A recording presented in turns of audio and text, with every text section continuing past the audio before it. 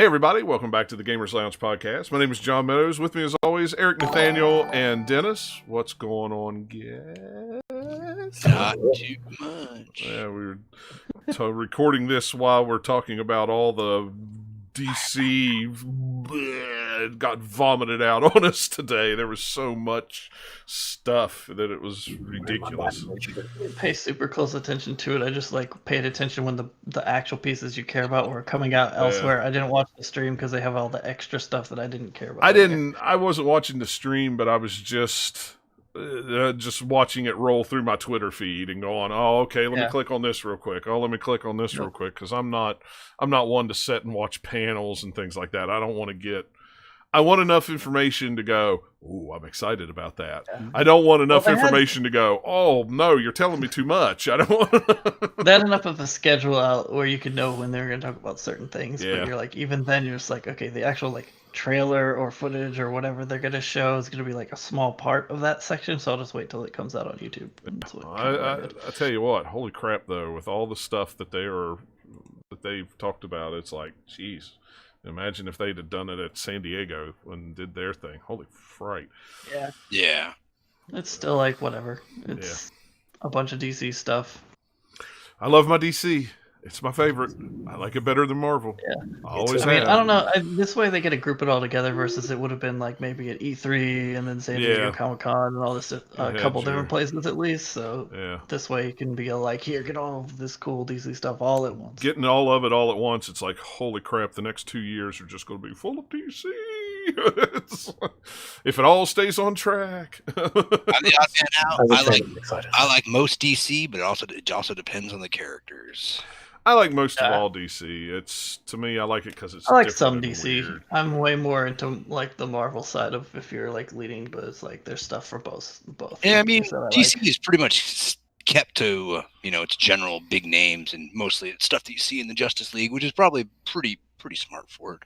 Most of the movies have done pretty well, so people like it. Yeah. I grew up reading DC and didn't grow up reading Marvel, so it's, to me, DC it's always been Batman, Superman, Wonder Woman. I didn't grow up reading anything. It was all cartoons, so all of the Batman the animated series, but also the Marvel stuff, the X-Men cartoon and Spider-Man cartoon. Super Friends. Kind of That's the cartoon that I had was Super Friends. And then partway through Batman the animated series, the Superman animated series, they started. Super Friends is probably better than Spider-Man and His Amazing Friends. Those were the two cartoons that I had for comic books when I was a kid. When Super Friends is very campy. It's definitely interesting to watch. Well, it's a product of its time. It was there to sell toys. It wasn't there to it wasn't there to have a big story with lore and this and that. It was there to sell pieces of plastic that Kenner had made and put in the stores for $3. And that should be just the definition for Saturday morning cartoons. Yeah, oh yeah. It's there to sell toys. The Hasbro on their YouTube page has been streaming all the old G.I. Joe episodes, and it's nice. You know what? Let me go back. I haven't watched those in a long time. I used to watch them every day after school. Let me go back and watch those again. And while they're still enjoyable, it was because it was done by Marvel, so the stories were somewhat interesting. They weren't campy, they weren't stupid or anything like that. But it was just one big 30-minute long commercial, because I could remember I was watching there going, "Hey, I remember having that toy. I remember having that toy. Oh, I remember wanting that toy. Oh, I remember wanting that guy." It's and then I go, at the camera and say, "Buy me." That's just real disgusting.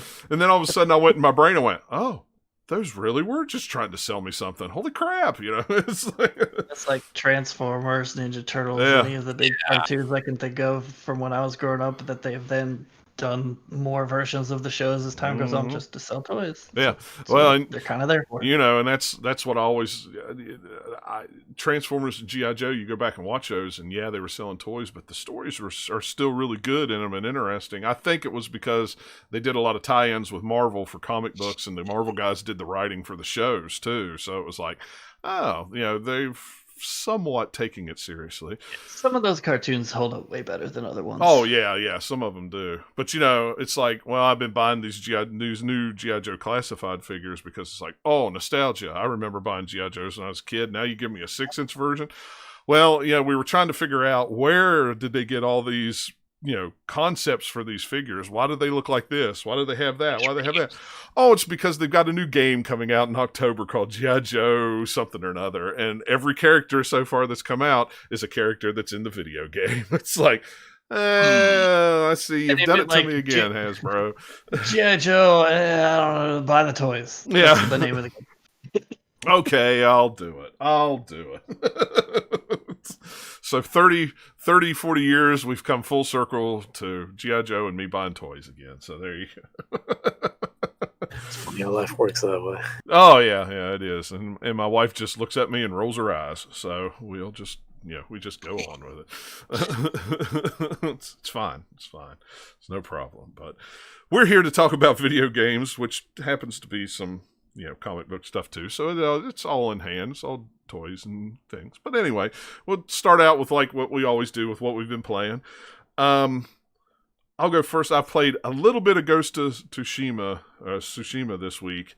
I was going to play more last week, but I tore all the skin off my thumb. There you go. It's all nice and healed now. But to do that, that's just silly. Was they using a piece of yard equipment? Because that'd be interesting. Well, it was a hammer. It was a rubber mallet. My wife decided she wanted a swing frame for a swing that we've had in the garage for like 3 years, and I had to go take it apart, and it was all rusted. I was taking a hammer mallet, or rubber mallet, bam, bam, bam, and I tore the skin off my thumb. Here you go. You're going to have to finish it because I can't hold the hammer anymore. It's bleeding. No, it never bled. It just peeled the skin right off the top of it. And of course, it was Friday, and I was going to sit all weekend and play video games, and it's on my gaming thumb. So hurry, use the other one. Yeah. So So I didn't get to play last week, but I did get to play this last night. I played it for about 2 or 3 hours last night. So I'm still in that little Act 1 starting area. Just doing all the side missions, and then I'll go over and do a couple of missions for the dude where we're looking for the bow girl, and then I'll go back and do a couple more side missions, and then I'll go back over to him and just do some exploring. All these very compelling character names. The bow guy. I can't remember anybody's. I can't remember anybody's name. I haven't played it long enough to remember. He is the bow guy. Yeah, he's the bow guy. I'm trying to hunt down the bow girl that he trained, and then I'm over here trying to find the dude what did this thing, and he's just more than just the bow guy, but he is the bow guy. Yeah, he's more the bow guy. He's more than just the bow guy, but he is the bow guy. But it's a pretty game. The first couple hours when I first played it, I was like, yeah, this is pretty cool. I like it. But as I have come back to it and played it a couple more hours the other night, last night about halfway through my PlayStation, it kind of snapped, and I went, yep, I'm in the groove. I know what I'm doing. I enjoy this game a lot more now that I actually have things down. I can actually do some dodging. I can actually, do parry. I can actually, unlock some of those skills that you don't start with. Yeah. I got the cool little knives that I can throw out real quick and kill people while I'm so now I've got some crowd control finally that I can. Don't use the smoke bombs. They're OP. Oh really? I haven't even. You can just throw them in the middle of the fight and then just start assassinating people like it's Assassin's Creed, and or just run away and they're all like, where'd they go? Oh. And then you can even upgrade them more than that, like where they can heal you if you're in the smoke. Like smoke bombs are awesome in that game. Yeah. All right. Well, then I need to unlock smoke bombs because I saw that and I went, do I want to go ahead and unlock smoke bombs? Maybe I will. Maybe I won't. But now that you say that, okay, I will. Crowd control is a good pretty thing. Good, and then if you fully upgrade it, I think the last upgrade is it will heal you while you're inside the smoke. Smoke bomb, the last thing I need to unlock. I got everything. I got like the second to last thing today. Earlier, so smoke bombs. When I reach that next level, I'm gonna get those smoke bombs next for sure. Because I kept going back. It was one of the first ones that I wanted to choose, but. As I was playing more and more, I was like, maybe I'll just hold off on that. And the next time I got another upgrade, I was like, maybe I'll hold off on that. And then now it's the last thing, so now I have no choice but to get it next time. So, but now I will try those smoke bombs. You're quite a few hours into it, and you just started playing it this week, right, Dennis? That's right. Just a couple of days ago. Yeah. It took the better part of a little over 2 weeks to finally get my copy, and but it's here. Where'd you get it from? Amazon? No, GameStop. Oh wow! Yeah. Why did it take them so long to get it from GameStop? Well, we just call that a Monday at GameStop, but it's yeah. I used to work there, so it's but yeah, no. I anyways, it was a long battle between a bunch of different customer services. Not only GameStops, but I was calling USPS and UPS because it was like a transfer. It was like UPS picked it up and then they transferred it to USPS, and I was like, oh my god, here we go. I've seen that before. It was just everybody was just handing this thing off. It's just like, look, it's like somebody like just took it and just threw it as far. They were just like, just keep it away from Dennis. Well, and I know the post office is going through a lot of crazy stuff right now, but like we mailed a package and it literally had to go 50 miles down the road. It went from here to Charleston, which is 50 miles in the other direction, which is not unusual. Well, but everything goes through Charleston because that's where the sorting facility's at. So, okay, I get that. Even if you live in, anywhere on this side of the state, that's where it goes to, and then it comes back. Even if I'm mailing a letter to my mother down the street, it goes clear to Charleston, then it comes back just to get sorted and stuff like that. But anyway, it went from Charleston to Cincinnati, to Indianapolis, back to Cincinnati, then to Huntington, which was 40 miles down the road. So it was like, what the crap?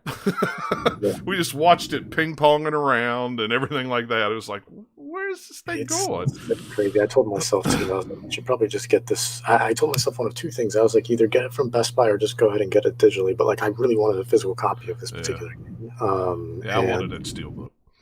Yeah, and then I was like, and I, what? I had a feeling too. I had this feeling that I was like, something's going to tell me something's going to get delayed.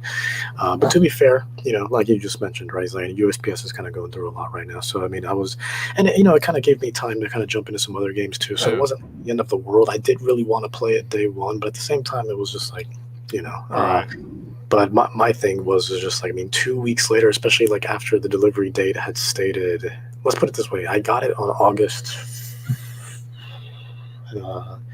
Just a couple days ago, August 18th, so about 4 days ago, I want to say, and something like that. And but I had ordered it on July 27th, and then they told me it was going to get to me on August 4th. Yeah.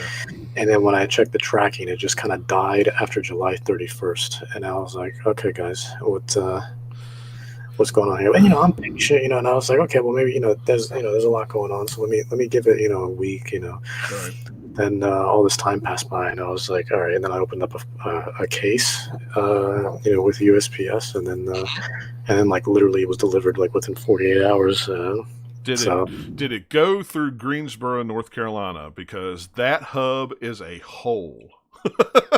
It did. Everything.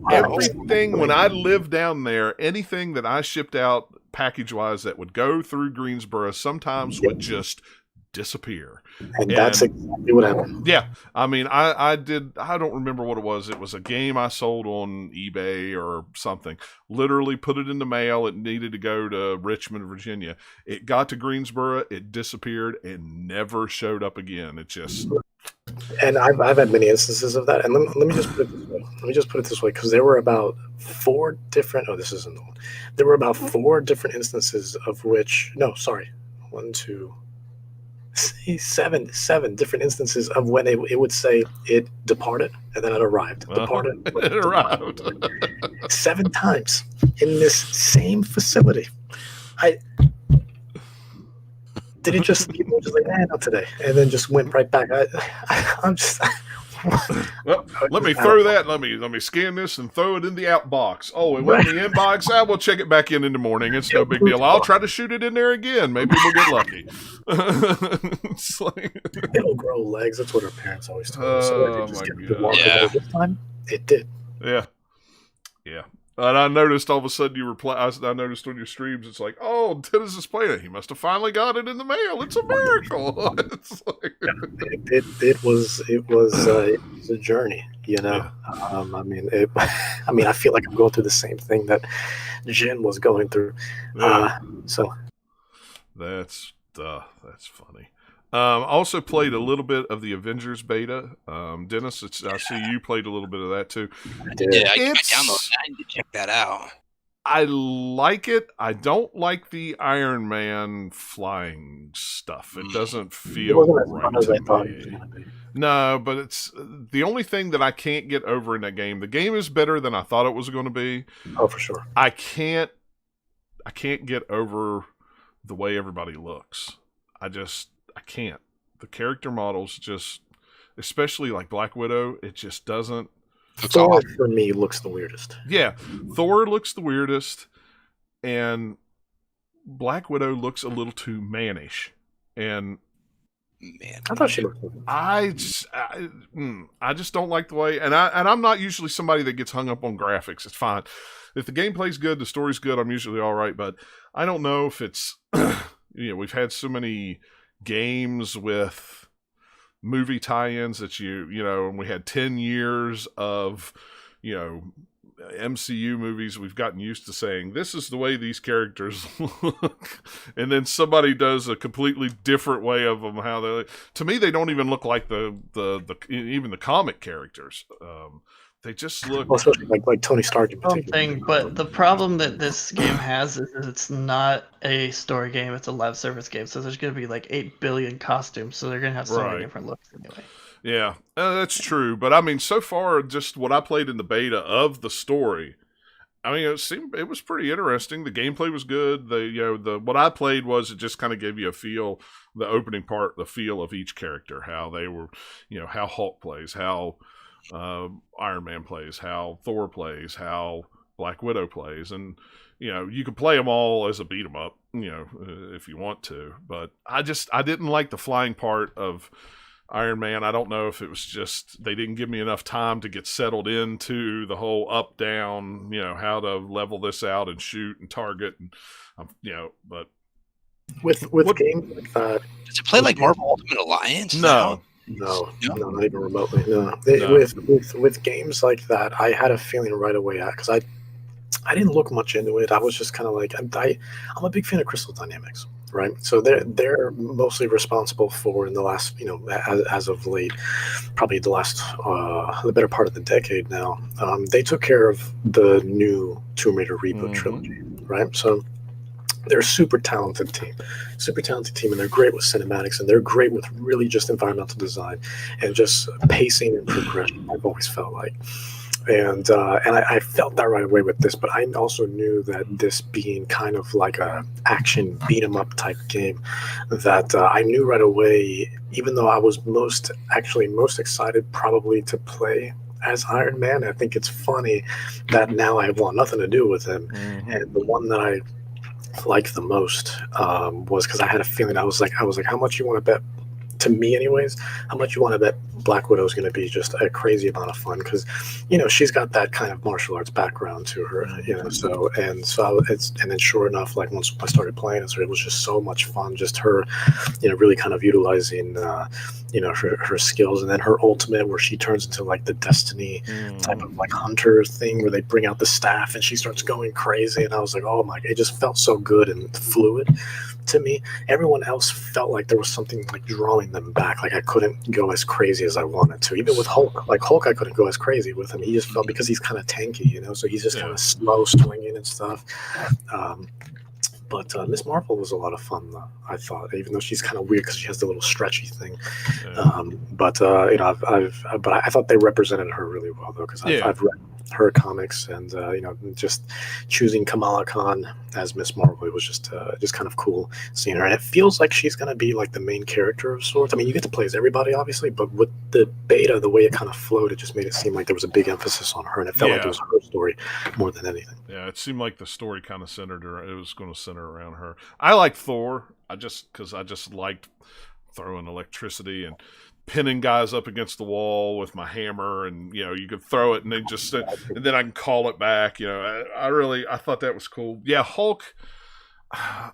For what little bit I played, I don't think I really got to feel a lot of the Hulk. It was very on the rails. Run, jump, run, jump, run, jump, climb, jump, run, jump. That's kind of what it was. And then at the end, pick up a tank and throw it. Okay, yeah, that was about it on the thing. It's like, yeah, that's great. I liked Black Widow. She's definitely the range of the group. Crowd control at a distance. with her guns, and the whole Taskmaster fight was really cool. I thought that was awesome. It was a good fight. So that whole opening, honestly, was like a great cinematic opening. Yeah. So I'm interested in it more so now than I was when it was announced, because when I first saw it, I'm kind of like, Makes me sad because it's not the game that I want it to be, and it's also they're doing a bunch of stupid, shady crap with it, like putting Spider-Man only on PlayStation. Like, come on. That's just not cool. I don't like the live service concept of it. That's the part that scares me. It really scares me. It's like, why can't you make it like the Spider-Man PS4 game, or like any of these? It's like a nice experience that you go through. It's very well crafted. It's not meant to be live service. You can add some DLC to it and then do like a sequel or something. Why does everything have to be live service these days? Like, that's why I don't like this game, is because Square Enix could have made a really awesome version of that kind of a game, but their hands are tied because you have to throw in all this monetization, and you've got to do all this stuff probably with because of the licenses. You can only do so much with it and all this stuff. And I'm just like, man, I wish they could have just like, here, go make a cool game. Don't make it a live service. Just make a really cool, awesome game, like in the same way that they did the Tomb Raider games. That would have been great. And we're not getting that, and it makes me sad. Yeah, I mean, we're going to talk about it later, but that's kind of my only. Granted, it does look really good, and looks like it's definitely going to go in a different direction, a more respectable direction. But that's kind of my slight worry with Gotham Knights, which I'm sure we'll talk about later. So, but yeah, I mean, I don't know if a couple of my friends get it and it goes on sale, I might buy it. But I'm not. I'm interested. It's not a day one. It's not a day one person for me. Yeah, day one. Yeah, because it would be kind of cool to play with friends. And I wonder how much of that Black Friday live service stuff, that goes into the enjoyment of the co-op experience. Do I have to buy this expansion, that expansion? Do I have to buy this? Do I have to buy that on top of the game? I don't know. But I'll watch it closer than I was going to before. I'll say that, just to see how it pans out, because it was one of those games when they first showed the trailer, I kind of went, nope, I'm out.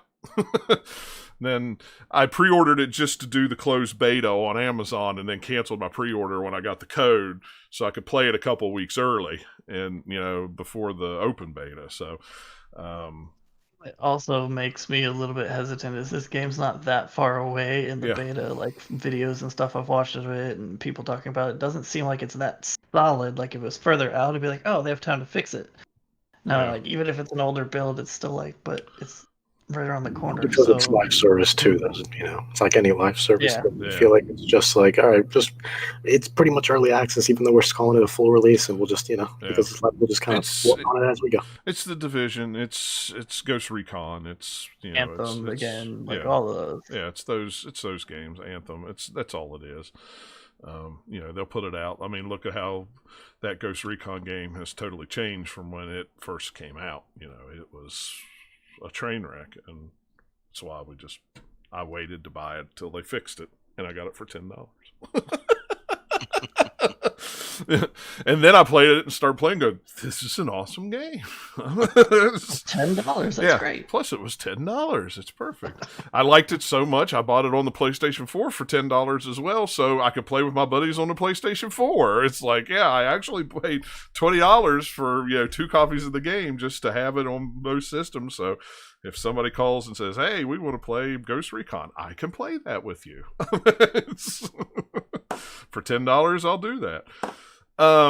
Dennis, do you want to go ahead and finish up what you've been playing, since the first 2 games that the only 2 games that I played, you played as well. So. yeah. I mean, it's pretty much the same. So the other 2 that aren't, Tsushima and Avengers. The first one is this came out a couple days ago when Nintendo had their Indie World Direct, and I was gonna get it on Switch, but then Xbox was just like, no, don't do that. We got it on Game Pass. I was like, good looking out, Xbox. So the game is Spiritfarer. Spiritfarer is absolutely fantastic. And one of my favorite things about it is, it was one of those games that I looked at when I saw it on Indie World. I was like, okay, that it looks it looks good. Like, first of all, the art style caught me right away. Because if a game has great art style, I'm interested. Yeah. Just raw already. Like, visually, it's appealing to me. So you've caught my attention that way. But then they said a word that does not appeal to me.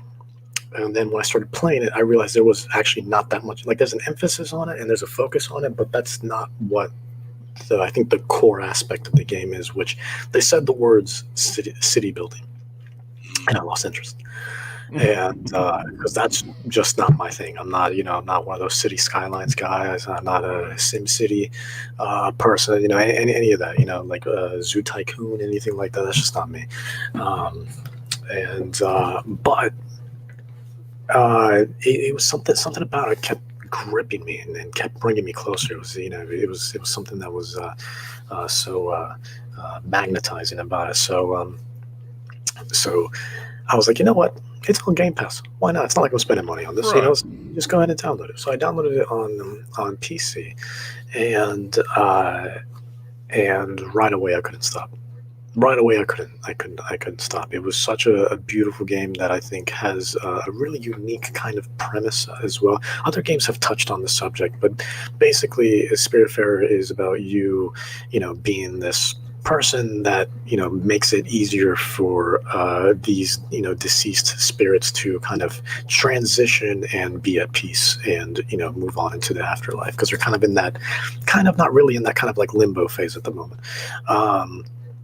So it's just kind of your job to help them transition, kind of like Oninaki, if you remember that. Yeah. But yeah, and this is made by Thunder Lotus, and they're the people behind Sundered and Yotun, and I would have guessed that based on like the art of this one versus the art of those, that it was the same, which is right. Cool. And it's funny that you bring that up, because when I saw the best thing about those two games is the art. It's absolutely, really good. They have incredible artists over there. But one of the things I noticed right away, because I was kind of shocked, but not really, when I found out it was them, because when I first saw the trailer, I was just like, oh, my first initial thought was like, oh, did the people that made Battleship Brigade make that? Either that or maybe even like Indivisible. It was kind of towards that kind of general direction. But sure enough, that was not the case. It was the people that made Yotun and Sundered, both obviously just as both great games as well. So so I started playing it, and right away the characters, the art style, the relaxation part of it, like the game. Let's put it this way, and I don't mean this in a bad way. Like normally when people say this, it's in a bad way, but when I say this, I mean it in a good way, just because of how relaxing it was. That game, after spending a few hours with it, I've spent a lot of hours with it now, but like it will occasionally put me to sleep. But not in a bad way. But not in a bad way. It's just I'm just so at peace when I'm playing this game, and it's such a serene feeling game that like a couple of nights ago I found myself just on my laptop, just kind of. And then before like waking back up and then continuing for 5 more minutes, fading again and again. But yeah, in this case, it's in a good way. It's just, it really just has that kind of sense of serenity behind it. And so far, I'm in love with it. The characters are great. Most of the spirits that you meet are really, really great. The kind of exploration around the world that you're in is really nice. Nothing ever feels too overwhelming. You go at your own pace. Like, there's a day-night system, but that's mostly just for like certain events and stuff like that. Like if you need to just certain events where some narrative purposes, like somebody will be like, yeah, come meet me at nighttime. Then it's really just there. It's not like you need to do certain tasks, some crazy schedule. Like, hey, if you don't make this dish in the next 20 minutes, like you failed the task and you got to restart the game. It's nothing like that at all. You can absolutely go at your own pace. You can even forget about some quests if you want. It doesn't even really matter. But it's such a nice game, and the actual quote unquote city building aspect of it is very, very intuitive. And it's just really nice being able to simply place things down and move them with very little consequence. There's no consequence at all, actually. You can literally move them freely. But it's weird because everything you build is on this boat, and then things get taller and taller and taller and taller, right? So I'm just trying to think of like being on like another boat. Like imagine if this was Sea of Thieves. Imagine just like going down on a boat that like it just like somewhere, and all of a sudden like in the distance you just see like what looks tower like boat. skyscrapers on a boat just in the water. This looks ridiculous. But yeah, you can kind of move things as you will, and of course as you upgrade stuff, you have more room and so on and so forth. But all these great spirits to meet, and it's such a beautiful story, and the art direction is just stunning. And then when you actually go to like towns, because you do spend most of your time on the boat, but there are towns in specific areas you can go to and kind of meet other townsfolk and things like that, other spirits, and it's just all so beautiful. And there's really, I can't praise that game enough. And I don't know how long the game is. It doesn't feel like it's going to be long, but at the same time, it feels like the more that I play, like the deeper it gets. Yeah. So it's kind of crazy. So I think it's just going to be one of those surprising games that ends up lasting a long time, which I'm fine with, because this is one of those games where it's just like, I almost don't want it to end. It's that. Do you know what the co-op is all about? It says it's 2-player co-op. Do you know anything about what that is? It's Spiritfarer? Yeah. So it says on the webpage. It says 2-player Xbox Live co-op. What could you do in that game that's co-op? I mean, other than like give each other resources, I'm not sure. Honestly, yeah, I don't know either. I was because I was looking at that. I was like, well, how would you play this game co-op? But I don't know. I wondered if you'd seen anything about that. So no, not at all. I mean, I'm playing on PC, but let me take a look here. Because it doesn't say, and I don't know if it's one of those things where it's, it says that on Xbox, but sometimes it may be a misprint. Yeah, it might just be a mistake, because on here, let me see. Well, no, actually, it says split screen co-op on Steam. So it doesn't say it's multiplayer with like online multiplayer, I guess, like Xbox. If I go, let me see here. Let me go back to where I was at here. There. Split screen would make more sense, but even then, I feel like I still don't know what you would do with two. I mean, I guess you could complete more tasks at once, but even then, the screen is only going to go so far. Like the boat's really not like the boat can get big, but it's not enough. I feel like to warrant multiple people. Not like. Yeah. I feel like you would have a more strict limitation on screen space than you would in like a Lego game. Legos that only let you go so far. And there we go. Yeah, local Xbox Live, local co-op is what it says. So it is local only. Okay, gotcha. That's weird. Yeah. Yeah, but it doesn't say what. It doesn't give in the features. It doesn't say anything about co-op. It says 30 hours, hundreds of experience, but it doesn't say. It just says play as the Daffodil the cat and optional local co-op.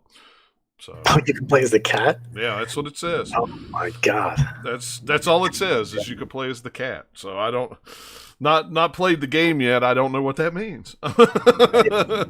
You have this really cute cat that just kind of follows you around everywhere. The cat is absolutely adorable. I love that cat so much. But even so, I'm not sure what the cat would contribute. I mean, I can't imagine just the cat walking into the kitchen and be like, "Yeah, okay, let me go ahead and make you make you some pork real quick." Like, yeah, just run around and use emotes. Yeah, maybe it's like the 2-player thing in Mario Galaxy, where all the other guy's doing is just grabbing stars while you're. Could be. Yeah. Also, a quick observation here. Apparently, Spiritfarer, I can promise you this is false. Steam says similar to games you've played, Portal 2. No, how convenient! Really, Portal 2. Fair, that is automatically generated by whatever random robot in the depths of Steam, and I rarely find that it makes any sense. That's not similar at all. Like I know these games. Quick, what Valve game can we shove in here real quick? Come on, give me a Valve game. Portal? Okay, Portal. Game. It's just that like it picks ones based probably on tags, but because there's could be so many weird misleading tags, I'm sure it just gets garbled. I don't know. Those are very rarely like, oh yeah, that makes sense why you put that there. It's like, nah, it's like those aren't even anything like it. That's hilarious. I'm not even sure what they saw. I mean, you go to like maybe because there's like a portal to like the afterlife, but other than that, you're not exactly. There's no puzzles in here. There's no, there's not really humor in like the portal sense. Like the game does make you laugh, with some of those things. At the end, it's all revealed that it's GLaDOS in control of everything. Yeah. Uh-huh. In the end, it was all the cake is real. What? Okay. What? Oh, that's hilarious. But yeah, no, Spiritfarer has been absolutely fantastic, and for anyone who has Game Pass, and even if you don't have Game, honestly, it's worth buying. So just straight up, just go ahead and buy it. It's absolutely worth it. It's $30. I mean, that's not bad. I think it's worth $30, absolutely. But of course, if you do have Game Pass, absolutely download it. You have no reason not to. Give it a try. I was like it was just very much one of those, like I was pleasantly surprised, again, I heard city building and I was like, oof, all right, we can go ahead and move on to the next presentation on anyone. But then building. Yeah, and then like once I started playing it, I was just like, okay, it wasn't really that much of an emphasis on it. Like it's there, but it's not like the core aspect of it. It definitely has more of an emphasis, I feel like, on exploration and adventure. But yeah, Spiritfarer is what I've been playing lately, and probably more than likely will continue to play. But yeah, and then after that is Giraffe and Anika. Now, this game came out months ago on Steam, and it is coming out here in the next couple of days on Switch. I did get a review copy, but the embargo was lifted, so I can talk about it now. So it's and also it's been out for like since February on Steam. So I mean it's and then it's literally just a port. I'm not exactly spoiling anything by or doing anything wrong, I feel like, by talking about it, but Giraffe and Anika, it's on the topic of just kind of serene games. It's kind of like that as well, where you get to watch, but it's a little bit different. You get to walk around this world. It's the world of Spica. Spica or it might be Spica. It just kind of depends on how you look at it. But you play as this little cat girl. It's just this cute little cat girl that she's lost her memories, and you kind of you leave your house, and then you meet this dude who's wearing all blue. His name is Giraffe, which, by the way, he's not a giraffe at all. So that I feel like that's false advertising. He's a wolf. He's a wolf. So. Okay. I was going to say he's not even giraffe-like. He's a wolf. No. He's very furry. He's a wolf. Okay. He's a wolf. Yeah. Who might argue? I mean. But he kind of helps you, throughout your adventure, and trying to, get your memories back, and you go from dungeon to dungeon and getting all of these star fragments that little by little give you the memories back, as well as new abilities. So like at first you're kind of unable to swim, at least for very long, and then you're all of a sudden you're able to swim, you're able to jump, you're able to run fast, and then you do so many things, and but it's such a calm game. Like there's no penalties at all. Like when you quote unquote die, you spawn immediately back at like this very little loading. You spawn back immediately at like a checkpoint. The checkpoints are very forgivable. It's very much a go at your own pace thing. There's a lot of collectibles, but these little paintings called Meowsterpieces, and yeah, I mean the whole game just kind of exudes this kind of like cuteness to it. And you can go at your own pace, and then everyone has like this charming dialogue, and some of the cutscenes are done in this kind of like manga-esque perspective, and it's a mix of genres too, right? Because you have the adventure portion of it, you have the platforming portion of it, and then during boss fights, that's when you have the rhythm game portion of it. Like boss fights aren't like it looks like it'd be like a turn-based RPG just because like the art style is kind of similar to Destiny Connect, it was kind of similar to that, but it's not that at all. Like, I mean, there's, you can literally run through a dungeon without hitting anybody. It's completely, it's very it's very accessible for all ages. And but when you get to the boss fights, they are rhythm games. So, and the only unfortunate part about the rhythm portions is because I'm someone, I love rhythm games. I love rhythm, but the bosses in these dungeons, the music feels very uninspired. First of all, they don't even feel like boss music, and then on top of that, they're just very slow, and like you're just kind of sitting there like, can we get this over with? Like, Can be done now. And which is unfortunate because, you know, again, I'm a big rhythm guy. I love rhythm games, but it's literally probably my least favorite part of the game. So, which is unfortunate. But the rest of it is just very, very serene. You don't have limits like in your bag at all, so you can just keep plucking as many carrots as you want, and keep storing them. And then these, you know, the light puzzle elements, things like that, and the game's very vibrant and beautiful. So, you know, now there are some drawbacks on the Switch, of course. You know, you do have kind of some draw distance woes and, you know, the occasional pop in. On the TV, it honestly does not look good. But then I started playing it on my Switch Lite, and I really got into it because it, you know, a lot of those kind of technical mishaps were kind of, I mean, they're still there, obviously, but they're a lot less noticeable just because of the screen size, you know, that portable screen. So,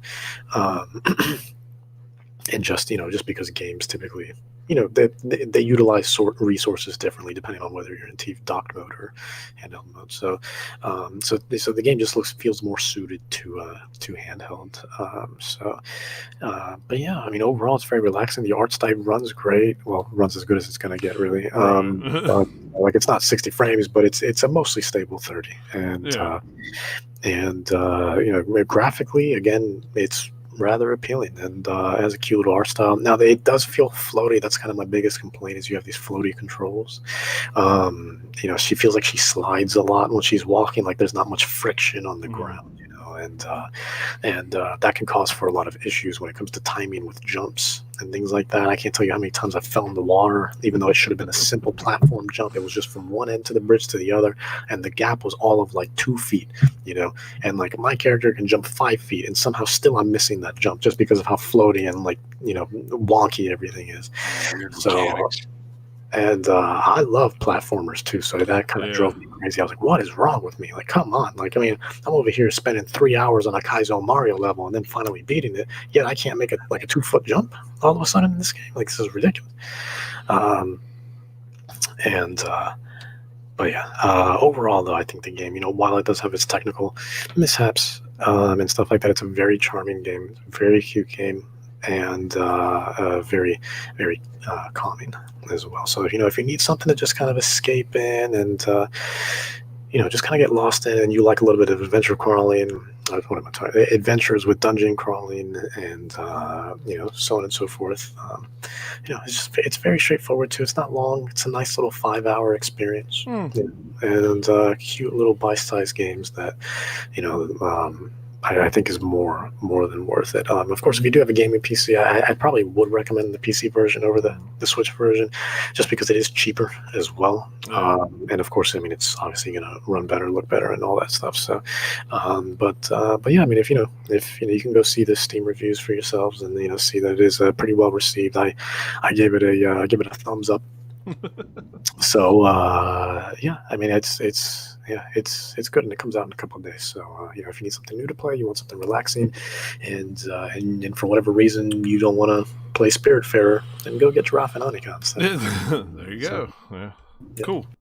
Oh yeah, that reminds me. A few days, Tervis sent me mugs for review. I noticed. And these, and I couldn't put them on Twitter yet but I can go ahead and talk about them on here because they announced these tomorrow. These are the ones that are limited to 500. This is their gamer tumblers for the week. They're stainless steel. For those that can't see or on the regular podcast, they're Dungeons and Dragons themed. So this one says Dungeon Master. Got this awesome print all the way around it. That was probably my favorite one out of all. Yeah, I like this one. I like Nikki liked it too, like but the blue beholder one that you have. Yeah, better, just because I like the beholder. And I've got and I like blue. I got it right there. Yeah, and it's got the Eye of the Beholder with it says Monster Manual on it and Dungeons and Dragons. And then the back of it's got all the cool. They just contact you and say, "Hey, we got some new stuff coming out." They dropped me an email. It actually went into my junk email. They've been. I always check my junk bin, and I thought, well, what the heck? I know what it's like. Stuff ends up. Yeah. Well, and they and every week they've done some kind of summer thing. Last week was DC. The week before that was Marvel, and this coming week is gamers. So they're doing the Dungeons and Dragons thing. I think these are $50 a piece, I believe, something like that. So they're going to release the press release tomorrow with the ones on sale there. And like I said, I wasn't expecting them to send both of them. But Nikki's going to write the review on it on the website, and it'll have all the links to the deal. But she liked this one because it was purple, but she didn't get it because it was purple. I got it because I liked it. So she's got the blue. So but yeah, it's an awesome. I've been using it all weekend. It's an awesome cup. I was up till 3 playing games this morning, so I filled it with ice and water and left it sitting on the counter. And at dinner, I picked it up to drink with dinner, and it was still cold. It didn't have the ice in it, but it was still ice cold. So I was like, all right, I can deal with that. So yeah, so I mean, they're a little on the pricey side, but they're nice and heavy, and they do what they say they're supposed to do: keep your drink hot or cold. They look like they're really well made, and they have those gorgeous designs on it. Yeah, I mean, these designs on here are just that's pretty cool. Look like are they dishwasher safe or not? No, hand wash only, and it said on the website to dry them immediately after you wash them. Wash them and dry them. Don't let them. Oh, everything works great. Yeah, because you don't want the finish, the logo to come off of it. Pretty cool. Yeah, it is really cool. I was not expecting it to be as cool as it was, and I was very happy to have them send a couple of them too. So, hey, I'm always for free mugs to give a review and kind of pimp something for somebody. I'm fine with that. It's all good. It's all good. So, Nathaniel, you go ahead. It looks like you're still playing Horizon Zero Dawn. That's still working out on PC, all right? 40 hours into it, still playing it. Probably 3/4 of the way through the main story and doing every side quest and being like, oh yeah, I remember this one. I remember this one too. Oh yeah, this part. Oh, I definitely want to take a screenshot in here. This is a cool area. Yeah, it's like I love this game so much. It's so good. Yeah. I only put a few on Twitter, but I've taken a whole bunch of different screenshots that I've uploaded on my Steam profile account or whatever. So just so I could have them. But yeah, like the photo mode in that game is pretty good. It's a pretty good one.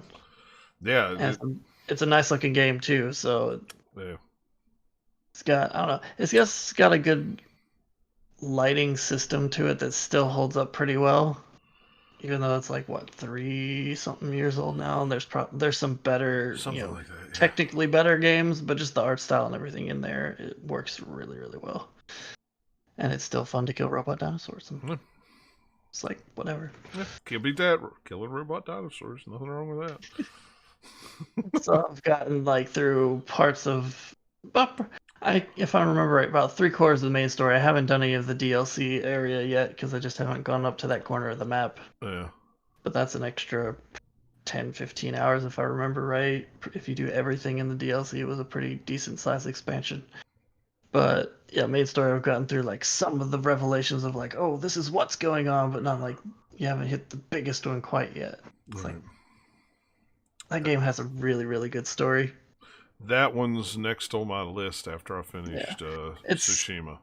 Yeah, going back and playing it, it's still a little bit janky sometimes with the facial animations. Mm-hmm. Some of them are better than others, and you can tell, especially if you played something that's super amazing like Last of Us Part 2, or even maybe Ghost of Tsushima is probably a little bit better with the facial animations. It's probably a better comparison because they're both big open world games. Yeah. But it's just that game, even when it came out, there was some stuff, and then they patched it a little bit. So some of them, even in the original release, got a little bit better. But it's just hey, this is a 3rd-tier side quest errand. We're not going to pay as much attention to it as this main quest, right? So that's like any open world game. But it's got some good characters in there. It's got some really, really cool, just different like areas. There's a lot of different variety too in your environments because you kind of start out in kind of like mountainy with a little bit of forest, and then you get into other stuff like deserts and mesa and jungle and snowy mountain and all sorts of different kind of really fun areas to go through.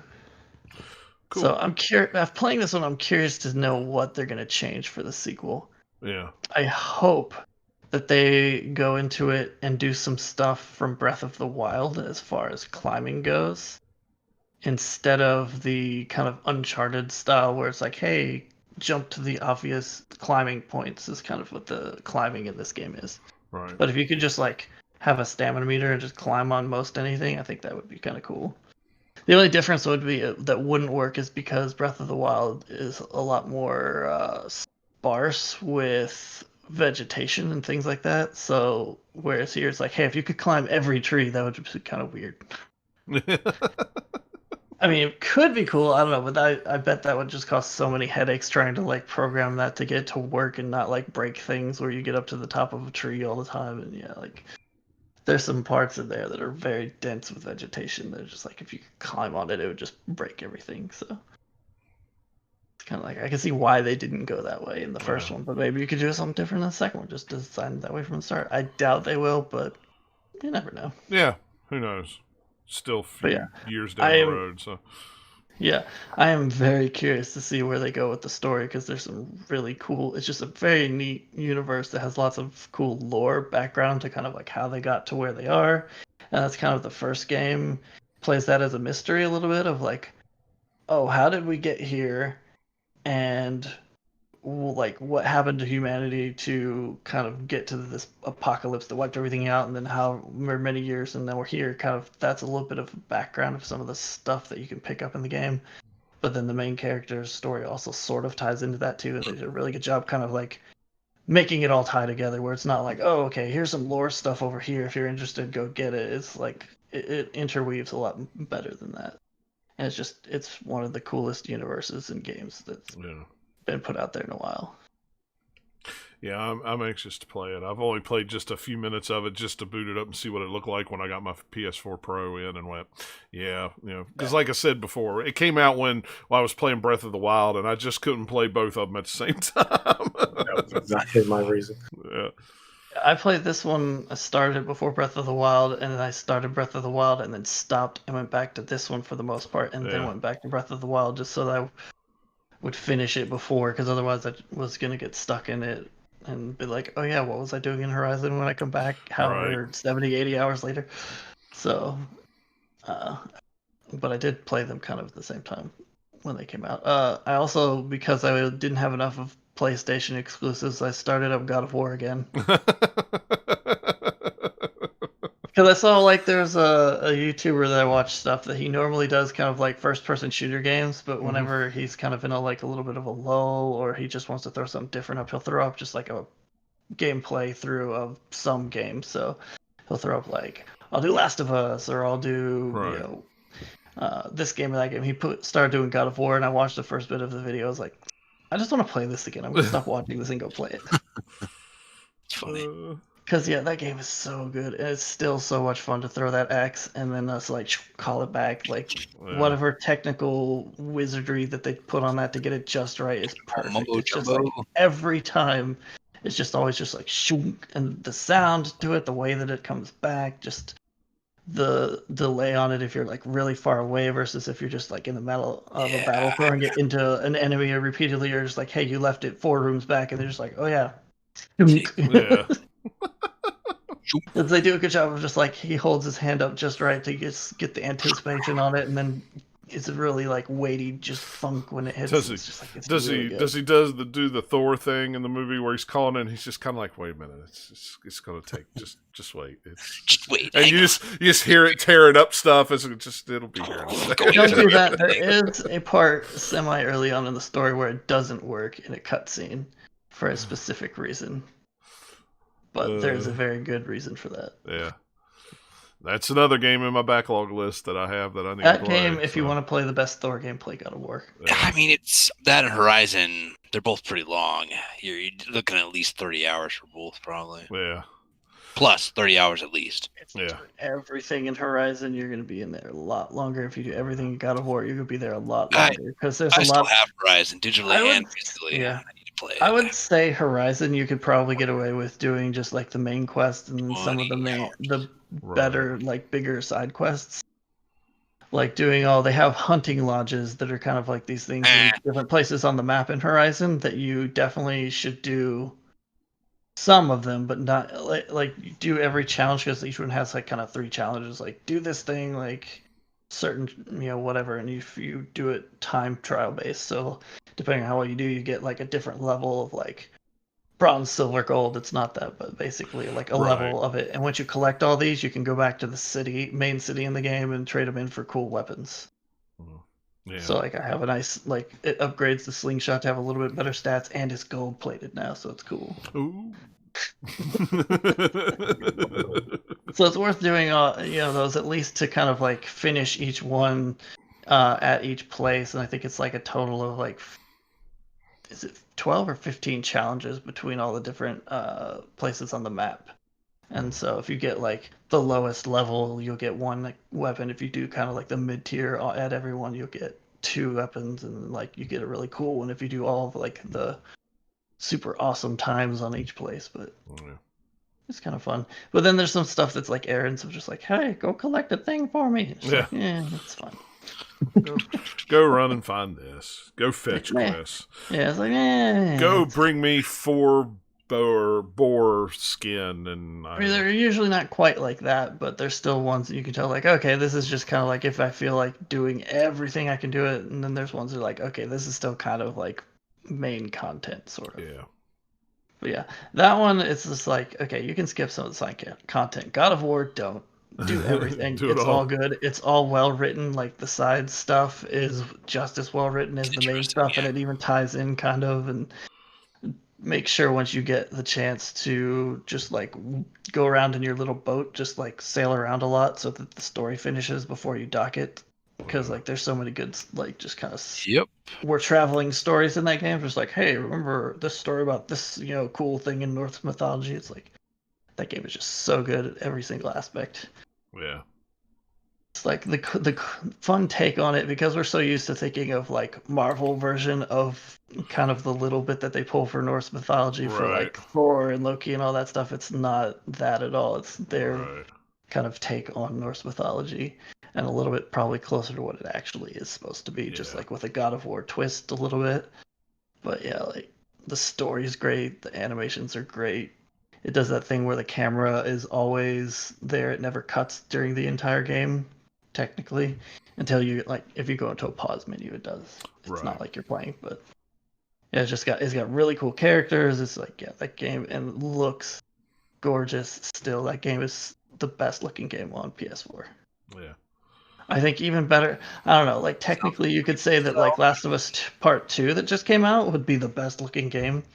And there's some stuff about it, but I just think that because God of War has a more fantastical art style to it, it gives it more opportunity to just do cool things. Yeah. Both games look awesome, but yeah. It's a different kind of look. Yeah. I see it. And it funnily enough, it runs really quickly. Like it looks great, but it's like I think it's higher than 30 most of the time you're playing. Like it's pretty quick too. Closer to 60. Like when I would die, you jump back in pretty quickly. Yeah, like that game is just like super duper polished. Like going back and playing it now, it'll just be like, oh, is there some stuff I wouldn't have remembered just from playing it the first time of just some annoying stuff if it loads long or whatever like that, and it doesn't. It's just like just as good as when I played it the first time. It says here that resolution is 30 frames per second, but if you play it in performance mode on 4K television on a PS4 Pro, it's capped at 60. So it feels like it's faster than 30 to me because I'm just playing on a regular PS4, but maybe it's because of how well it is and it's a solid one that it feels that way versus some games that are like struggling to stay there. Yeah, when it runs, that's probably what it is. Yeah, when it runs a constant and it doesn't dip, it always kind of feels like it's faster than what it really is. So now it makes me even want to try it on on the Pro. It's like, oh, 60 frames. HDR in that game still looks really good, yeah, which I didn't see it the first time around. It looks awesome that way, but with the HDR, it gives that extra little pop. Yeah.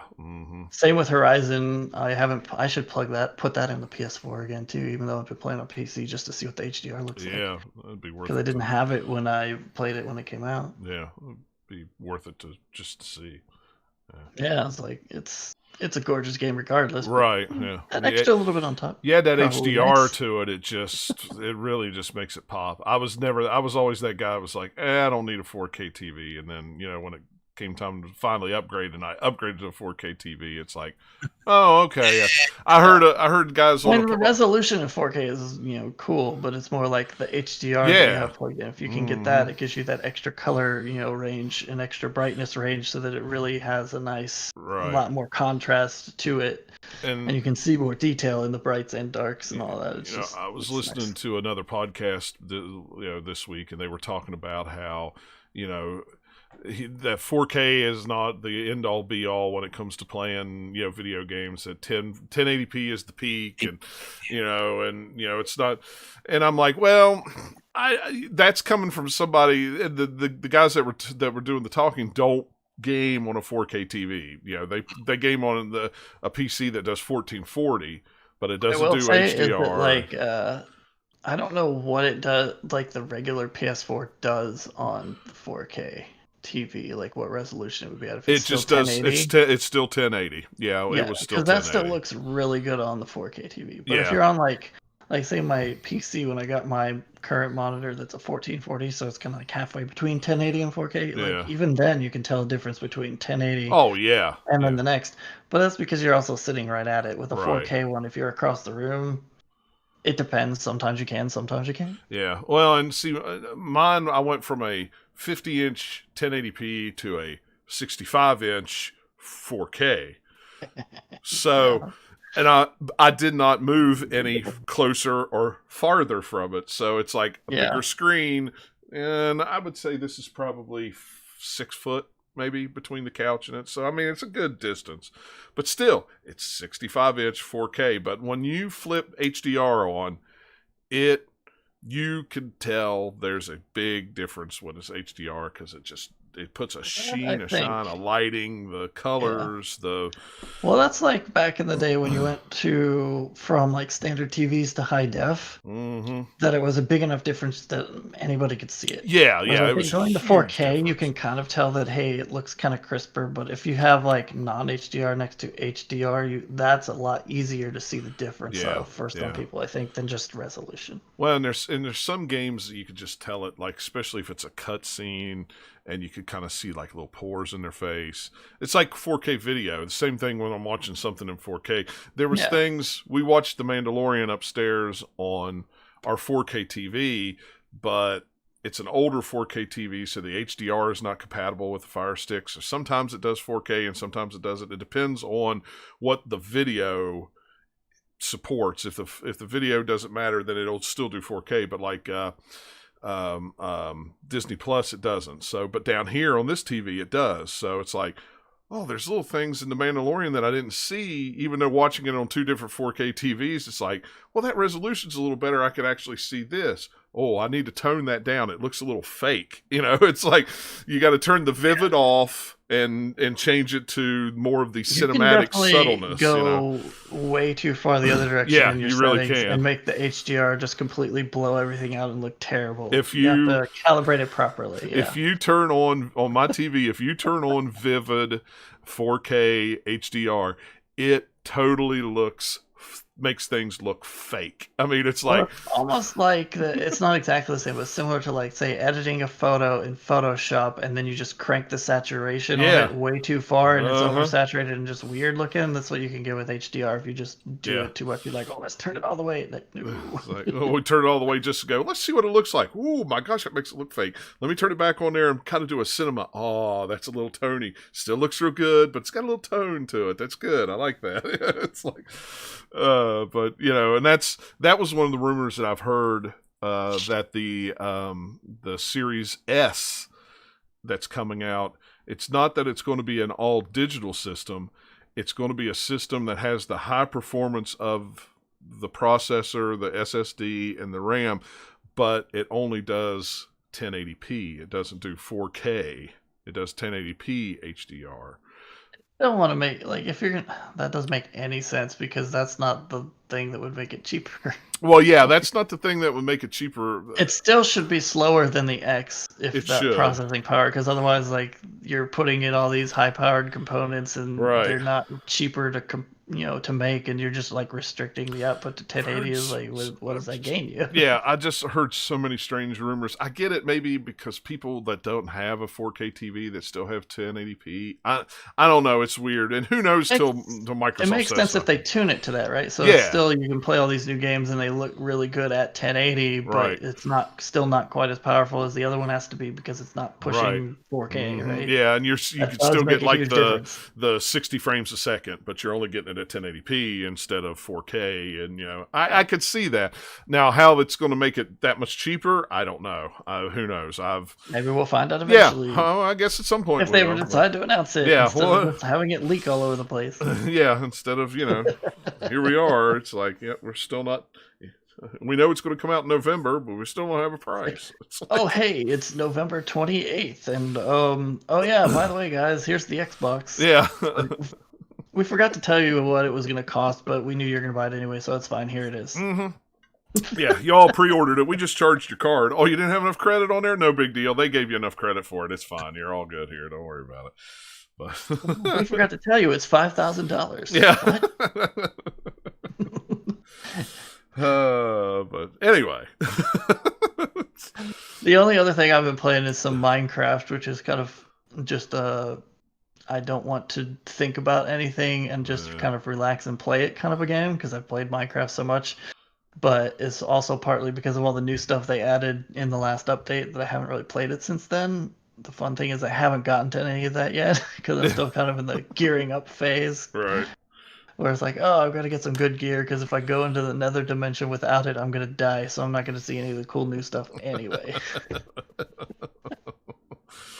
But I've just been going in there and building up, like, okay, I haven't even built anything. I've just got my little cave in a wall that has like a stairwell down to diamond level so I can do branch mining for diamonds while listening to music. And then I've got some like cows and sheep that I've got a pen for up top that I like breed them up and then kill them for food. Yeah, there you go. Growing some wheat so I can do that. Yeah, it's like that's about how far I've gotten into it.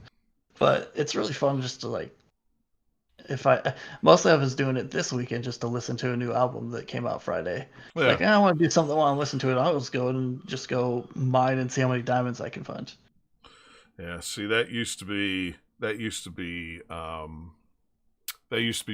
or World of Warcraft for me. It's like, I just zone out, go do quests, listen to a podcast or some new album or something like that. That used to be my zone out game was World of Warcraft. Now it's just driving a vehicle. That's what. Yeah. In World of Warcraft, you have to pay more attention to. Fire up that podcast and away you go. Yep, that'll happen when you're driving a lot on the road. But finally today got enough stuff built up, so enough cows slaughtered to get leather and enough sugar cane or whatever to bake paper so I can make enough books to make enough bookshelves so I could do a full enchanting station so I can make nice gear now so I finally got a good diamond pickaxe with something good enchantments on it, so I'm not on just like iron pick after iron pick because I don't want to make anything good. So it's just like, hey, these are really slow. Every time you start over on like a new world in Minecraft, you're like, oh yeah, I forgot how slow the early tools are. They're so slow. Because there's no unbreaking enchantments on them that make them last longer. There's no like efficiency enchantment on it that makes it mine faster. There's none of the like cool stuff like fortune that like if you mine a diamond it'll give you more than one. Yeah. It's like you got none of that when you start out. Vanilla. I mean, it's still vanilla. It's just you got to build your gear up and get there. And when you're just like by yourself in a single player world with no shortcuts, like, I mean, I could put turn it into like creative mode and give myself some stuff, but like that's no fun. Yeah. Part of the fun is grinding out the stuff. So like, ooh, you get excited when you find diamonds. Right. Yeah. So cool. Eric, what have you been playing? Nothing too exciting. Pretty much almost the same stuff as last time. Been trying to get through, finish The Walking Dead final season, because then once I beat it, I don't have to go back to it. Even though I'd like to think about making the other choices, by the end of those games, I'm always like, I'm done. Yeah. I bought Freedom Planet on Steam because it wasn't cheap. I found someone selling a code for like $5, and I've always wanted to play it. It's a cool game. I think I have it on Wii U, Switch. I have a code for Wii U, but I don't have my Wii U anymore. I think I bought that physically from Limited Run. Maybe. Yeah, me too. I have it for Switch. Sealed. I don't remember. It's obviously influenced by Sonic. It's a fun game. Oh, yeah. I don't know when the sequel's going to come out, but I think the sequel has 4 characters. I had played it at PAX a couple years ago. As far as I know, it's still in development. I know. But that was it's good. It was fun. I played it for like half an hour or so. I don't know. Ryan has been talking. Ryan always talks about Twisted Metal, and so I was like, you know what? I'm gonna fire up Twisted Metal on PS3. I own it digitally. Ooh, it's been a long time since I played that game, and let me tell you, yeah, it's not very good. Of all the versions to play, the PS3 version is probably the worst. Oh no, this is the Twisted Metal that came out. The reboot one?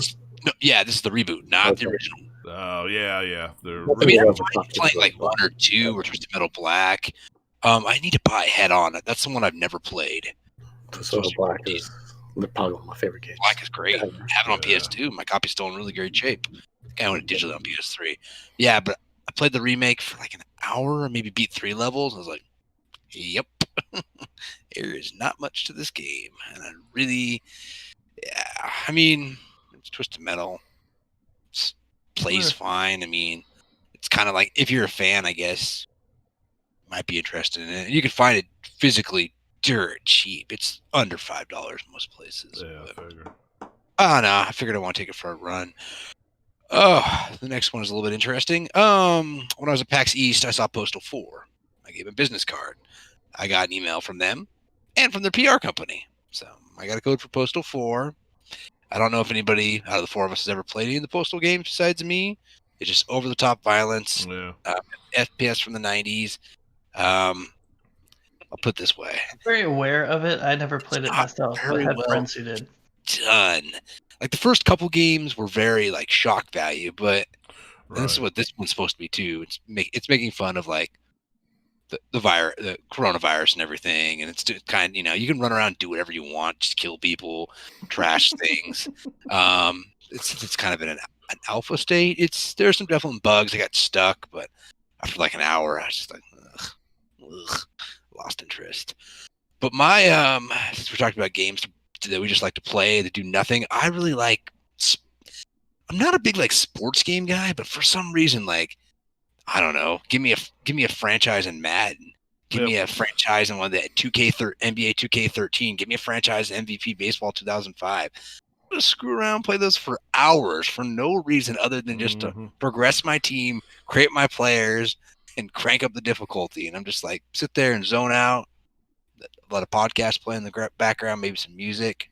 Hopefully it's not a podcast I have to pay attention to. But yeah, just let my brain drift away. I do that with Madden every once in a while too. Just I always buy it when it's on sale, and just for $20, and I just keep a year or 2 old version on the hard drive, just so every once in a while I go, kind of in the mood to play some football. Let me just pull it up real quick. Yeah, maybe like, I don't know, like Tetris for like DS, or Tetris Party for Wii kind of does that for me as well. Or like Tetris Access or Tetris Ultimate. Tetris Effect, I like zoning out on that one too. I don't zone out in the VR one though. When I'm playing it with the VR, but that's it. Yeah, I need to. I was gonna try to platinum Last of Us 2. I need to go back and finish collecting some stuff, but I'll probably end up using a guide because I just need to track down some collectibles, some of the pickups, and I'm surprised I missed them the first time. But other than that, not too much. Just kind of waiting for Cyberpunk to come out this fall. Yep, I got mine paid for, and it's over at GameStop whenever it gets there. So. I have mine like half paid for. which is interesting. Well, the only reason I got mine paid for is, like I told you guys on the last show, I bought that lot of games from that dude for like $60, and it had Resident Evil 3 and 2, and I kept 3 because I wanted to play it. Traded the rest of them in at GameStop for $67 and just said, "Hey, there's my Cyberpunk money. Good for me. I paid $60." I might partially paid off from like earlier, like in January, I think. So yeah, it'll be interesting. I think you have to have it fully paid off to pick it up. Yep, you do. So that's going to be weird. I guess I'm going to have to pay it off before, but I don't know how that's going to work with the whole... You can pay it off when you pick it up. Yeah, I guess so. Or they'll do the thing where they called me last time and said, "Oh, we got a pre-order for you." And I went in and there was no pre-order. Thanks. Huh. That's weird. Okay. Yeah. Usually the local GameStop that I go to, that I haven't been to in 6 months, usually pretty good.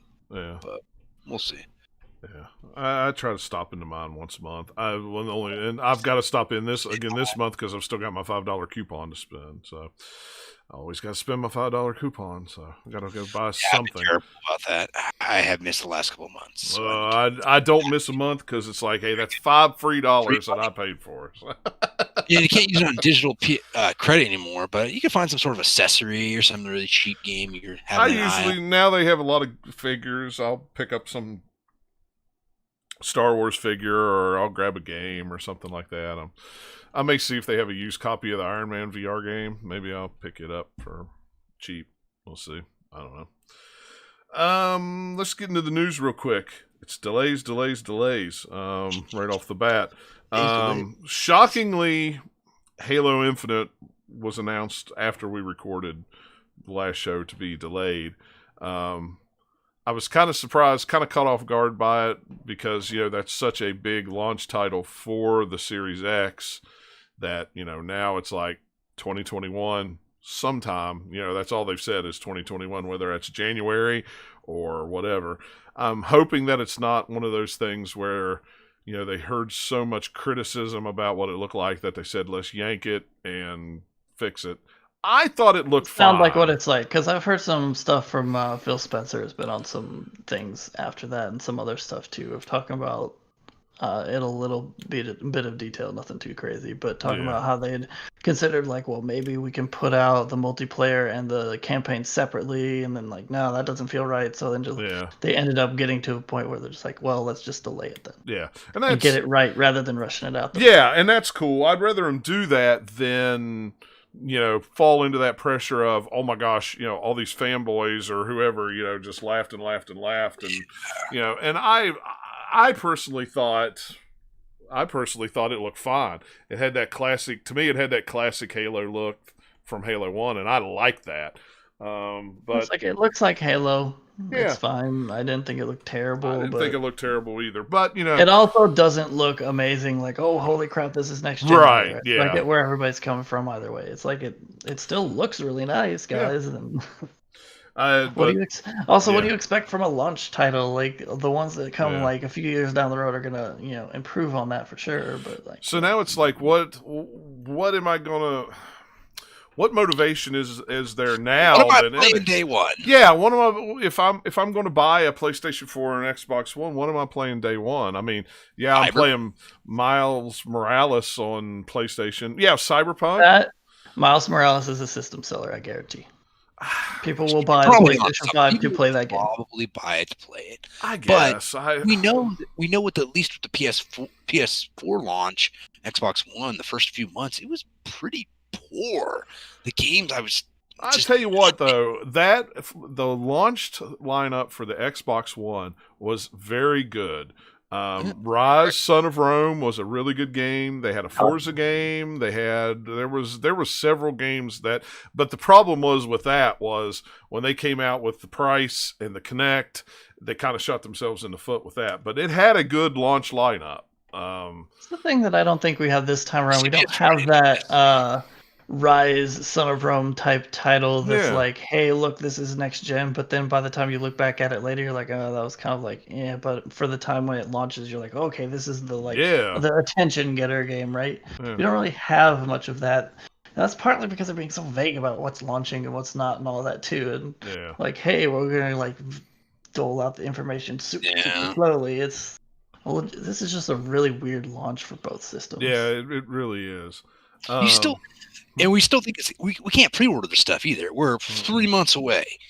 No pre-orders. No pre-orders. And last time people were going nuts, so I don't know. I think that they don't care as much of like trying to get it out. They'd rather get the price set properly and want the other one to go first, and that's more important because they know however many that they have, they're going to sell them out to somebody. Right. Like this first round of machines, however many they've got to manufacture at this point and have in warehouses, they're going to sell them. Yeah. So well, they're not too worried about it, I don't think. And the other thing is how worried or how much does Microsoft really want to sell an Xbox Series X at this point? They're more, about the services and the games than they are the actual console. So, I mean, I guess them delaying Halo Infinite probably isn't going to hurt them much. Your hardcore people that, were going to buy that game, maybe. But how many were just going to get it on Game Pass when it came out anyway, and they were just going to play it on their PC? It's like, well, okay, it's delayed again. No big deal. I mean, it's on Game Pass. It'll come to Game Pass when it comes to Game Pass, and I'll play it on my PC. I don't know. I mean, it could go either way. But yeah, either way it goes, it's going to be a really strange console launch for both of them, with just the weirdness. By this time, usually we have prices, we've got release dates, and we don't have any of that right now. I mean, to be fair, sometimes it's not quite. We wouldn't have known because, like, the Switch was like the end of January and came out March. Is when they kind of had the like big reveal of like the price and all that stuff, and it was out like only a couple months later. Yeah. So it's not completely unheard of yet. And the further we go, the weirder it gets. But I don't know. It's just the world is in a weird place, plus they're in a weird place, and it's kind of snowballed to where it's like, hey, who knows what's going on with these things. Yeah. Vampire the Masquerade Bloodlines 2 delayed till 2021 as well. We've Sam does not surprise me because they've shown little bits of it here and there, but it hasn't been like, hey, it's almost to come out, and haven't ever gotten to that point in marketing yet. So and I've been going back and forth with the PR people with that about it because Sam wanted a review copy of it, and I contacted them months ago, and they were like, well, we got you on the list, but we're not, sure when it's going to come out. And then, then they send me a message. It's like, we're pushing it back, so it's going to be even longer. They didn't say when. Of course, they didn't even say 2021 in the message that they sent me. But it's like, well, there you go. Ghost of Tsushima Legends it's a free online co-op mode arriving in the fall. Pretty cool to play co-op on. I guess. Can you be ghosts together? It's just okay, sure, cool, but it's like that game didn't need a co-op mode, so it's like no, didn't need a co-op it's gravy mode, on top of a good game. That's right. I'll take that. Be able to get me and 3 other guys together, and we go. I actually looked at this. Does they say who the second person would play as, or do you have a choice of characters you can play, or how does that work? It just says that Legends is it will be exclusively co-op. It comes and can be played with friends via online matchmaking in groups of 2 to 4 players. There will also be 4 different classes: Samurai, Hunter, Ronin, and Assassin, and each one will have a unique advantage and ability to be revealed in the future. So they weren't going to be playing characters so much as just like archetype classes. This is with two players, you'll be able to play a series of co-op story missions that will increase in difficulty and build on the foundation of Tsushima's gameplay with new magical twists that you'll often need to be in sync with your partner. Sounds like it's completely separate thing rather than like, hey, we've adapted to where you can play the story co-op or something. If you Final Fantasy did with their multiplayer, right, just a separate thing. Or it makes me think of was it Splinter Cell Conviction had a really good co-op mode that was completely separate, but it was still very much kind of like a story that you were playing through. Maybe. 4 players, you'll be able to take on waves of survival missions, and your team will need to work together to take down enemies that offer. So it sounds kind of like a horde mode from Gears of War, kind of something like that. If you do the 4-player, 2-player thing sounds awesome. I'm all about playing an open world 2-player game, co-op online. That's Red Dead Redemption's like that. Me and my buddy get on, we just ride around and do missions and have a good time. So we just do it this time in Samurai World instead of Cowboy World. And I'm fine with that. Like Westworld. Yeah. Sort of, kind of. Sort of, kind of, yeah. You could kind of do that if I jump directly from Red Dead to... No. All right, synchronize, boot up, and go. Yeah. Microsoft unveils the new Xbox Series X UI. I don't know if you looked at some of the pictures, but I like it. I like it a lot. It's a lot like what's currently on the Xbox One X. I've really grown with the additions and adjustments they've made on the Xbox One UI. It's really kind of grown on me. And now I kind of, after I play Xbox and then I go back to my PlayStation, the PlayStation seems kind of bare boned. It's very clean the way they have it set up. Actually, I mean, it looks a lot like just the way it's set up now. If you just use the Game Pass app on PC, it looks the only difference is it's very customizable. So you can go in and decide where you want your text fields at. You can go and decide how big you want the text, how small you want it. And some colors and all sorts. Yeah. The thing I'm worried about is just like, I mean, how long are we going to keep this before we have to adapt to yet another new dashboard after that? It's every couple of months. It's just like right when I was getting used to the new thing, it's like, we're gonna go ahead and mix everything up again. Remember how we used to have that home button there? Yeah, now we're gonna put it all the way right here in the bottom left. And I'm like, oh my god! All right. Yeah. We're going back to 360 blades. And that's all right. I'm all right with that too. I kind of like the blades. It wasn't that bad. You won't hear any complaints from me. Mm-mm. As long as they don't go back to that first UI on the Xbox One when it was all Kinect based. That thing, holy fright! You couldn't find crap on it, and literally you had to just tell the Kinect where you wanted to go. Yeah, because you couldn't find it. Well, it was just a purposeful design. They make it terrible, so you have to talk to it. Yeah, and I mean that's what it was. You had to have the Kinect. It was like once they changed that, it was like, oh, this is so much nicer. And I really like the Xbox UI. So I hope they don't change too much. Just maybe make it a little bit cleaner and a little more customizable. I do like the ability, like on Xbox One now, to pin my stuff to the main page, which is nice. So that's probably one of my favorite features. Yeah, if there's 3 or 4 games I want to play, or if I want to pin my settings, pin Game Pass, and pin the store right there, boom, boom, boom, with 3 other games, it's good to go. And I noticed they expanded it. It was only 5, now it's 15, I think. It's a lot more.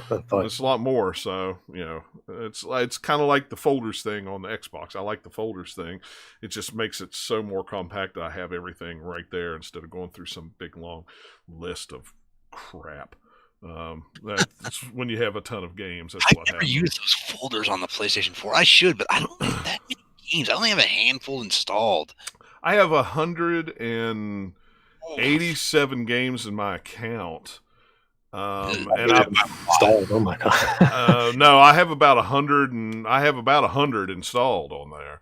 Well, yeah, I've got a 4 terabyte hard drive on that. Oh, fair enough. Okay, you're making use of it. Yeah. I mean, it's almost full. And I ended up having to make folders just because it was hard to find what I wanted. So like I keep 3 or 4 games that I want to play right now in a folder, and then everything else is divided up by third party, and then series, and then publisher, and then indie, and then on down the line till it gets really crazy. Tag system that Steam does, where you can, it kind of visually looks like they're in folders, but you can just tag it with multiple ones, so you can put it same game into multiple places if you wanted to. Right. Yeah, I like that too. Kind of hitting on some of the new stuff that was talked about today. Gotham Knights, we kind of talked just a hair about that. Was announced. This one came from out of nowhere. No, it didn't. This has been rumored for a long time. Well, I knew that the owls part of it, they've been teasing this game for like a few years, plus even longer, because I saw like someone dug up an old tweet where someone from the studio had worn like a T-shirt with a logo type thing on it, and tweeted a photo of that they then later have done like teasing with all the weird logo stuff that they've done like leading up to this. the Suicide Squad trailer I knew was coming, but I didn't think they would talk about that's this. Also one that's kind of been like, hey, what are they going to do? And then they kind of put the tweet, was it a couple weeks ago? Yeah, it was last show, 2 weeks ago. Yeah. Hey, pay attention to the fandom. We'll show you more. Yeah. This game to me looks awesome. Which one? The Gotham Knights. Yeah, because they had the separate gameplay video, which makes it look similar to the Arkham games in some respects and then different in others. Yeah. And the whole Court of Owls story is just awesome in the Batman. And so to see them bring that into the gaming thing is really cool. The whole thing was driving me crazy, though, because it was like, okay, it said 2021. Is this coming out on current gen and next gen, or is it next gen only? Somebody tell me. So it is coming out on PS4, PS5, Xbox One, and Series X and PC. So it's like, okay, good. Makes sense. That one is only 2-player co-op, if I remember. Yes, it is. It's two-player co-op. That has what's that? Well, I was just going to say, like, Court of Owls is probably one of the best stories to come out in a while. Yeah. It's since Hush.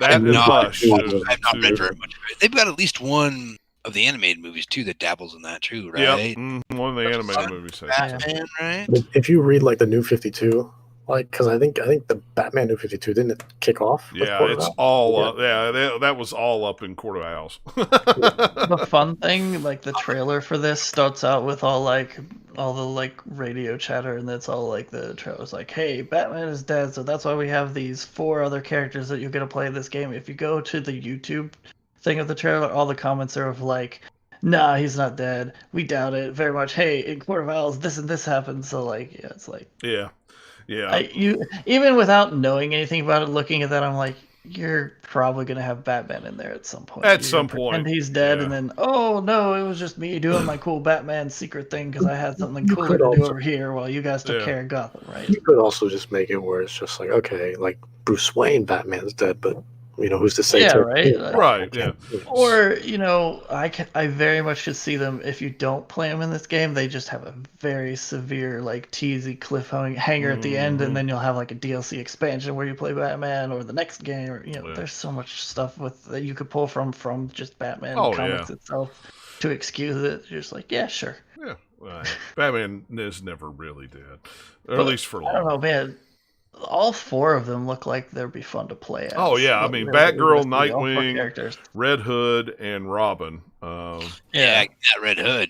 I'm a big Batgirl fan, so I'm excited. And Batgirl's going to be. We saw the most Batman. Of her and of was it Robin that was in the gameplay?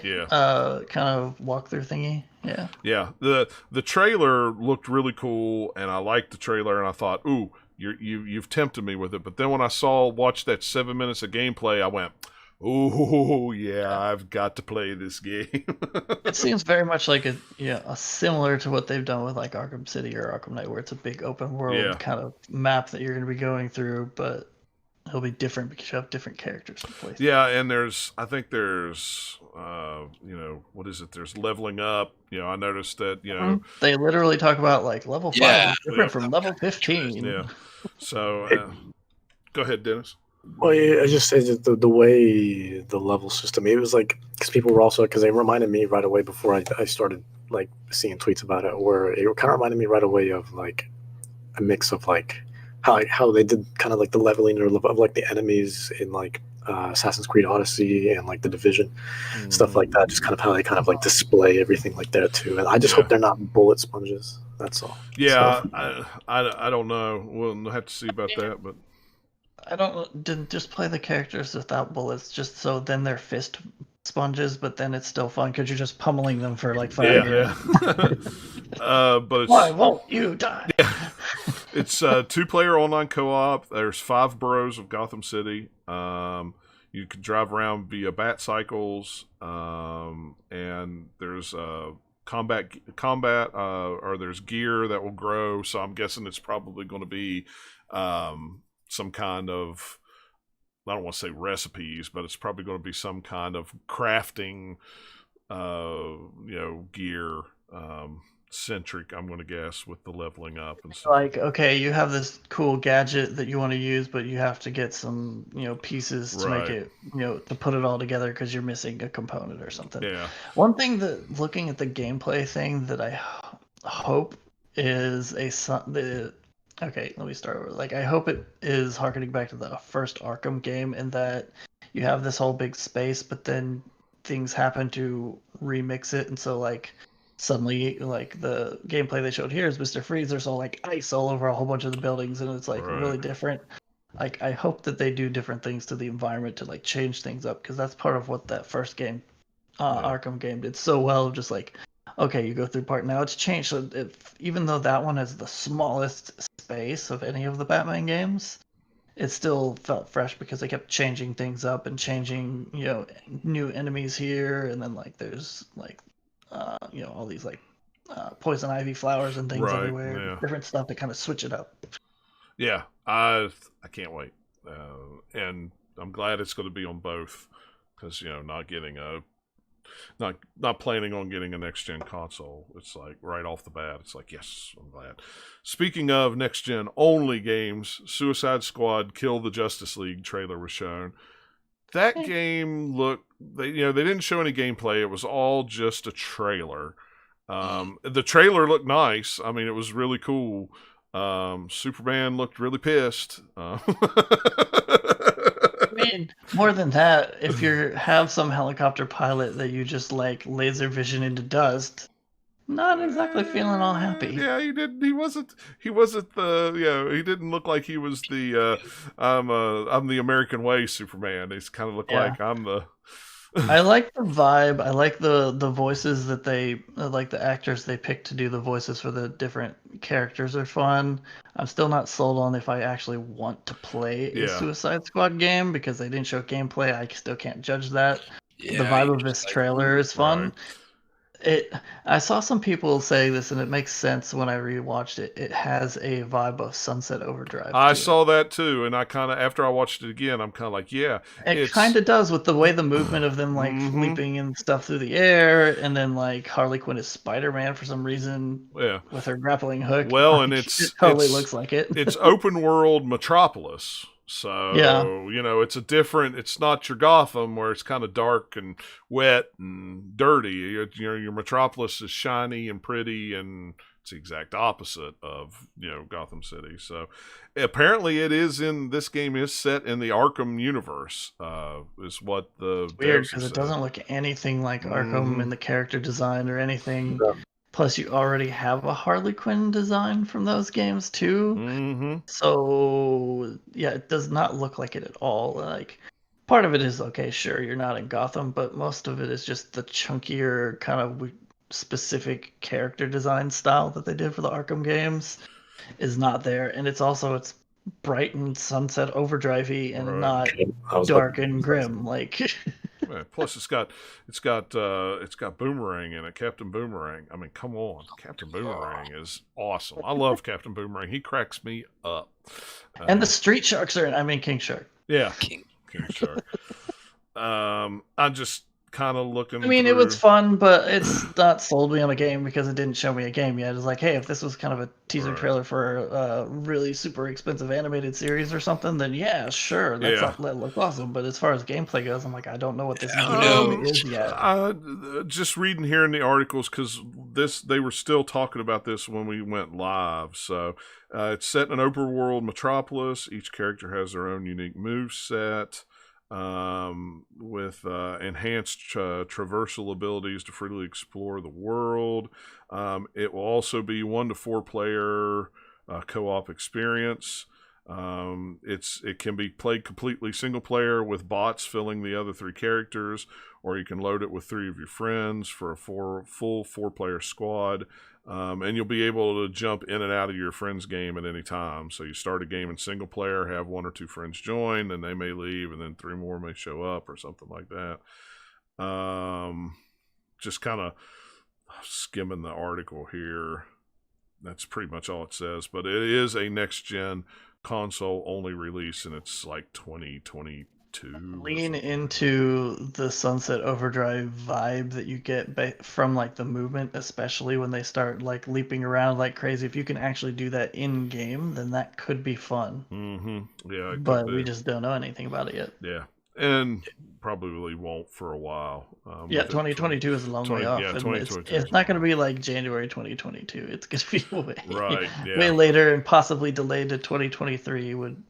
You never know. Yeah, wouldn't surprise me. So, especially with as big of a game as it sounds like they're trying to make. Yeah. So, it's like I said, on Twitter before we started recording, if everything goes to schedule, the next couple of years for DC games and movies is going to be finger licking good. It'll be not too bad. We'll see. Yeah. Fingers crossed. That's what I'm hoping for. But yeah, so that's just have to keep us busy. Yep. So. And that's all I have for news. I'm just trying to look real quick, make sure there wasn't anything else announced at the Fandome, which is so stupid that they had to call it they had to call it Fandome because Fandom was trademarked. Fandom. But boy, if you're a person that watches a lot of TBS, man, last night every commercial break was, hey, don't forget, DC Fandome is Saturday. It was like, oh my Lord, requires television. We got to make sure you know. Yeah, but yeah, so that's all I got. If anybody else has anything, I can't think of anything else. Looking for our next show. Should be 2 weeks. I wouldn't see why I would have any problems with that so far. I think 2 weeks is holiday weekend, isn't it? Yeah. Is it the 5th and the 6th? Yeah, that is holiday weekend. That's Labor Day weekend. So. Weekend before Labor Day or whatever. Yeah. We'll figure something out. I know I've got a meeting in at the office the 8th, so I'll probably have to travel the 7th. So who knows? We'll figure it out. Like I say, I try to tweet it out a couple hours early if you come watch us live. And like I always say, if you catch it on the podcast feed, it doesn't matter what day we record because you'll get it whatever day I post it. So yeah, good on that, right? Okay. Well, guys, we're going to call that a show. Thanks for listening. Follow us at GL_podcast on Twitter. That will get you all the updates on when we are going to have shows and stuff like that. So, again, thanks a lot for listening, guys, and we'll catch you all next time. Take care. See you later.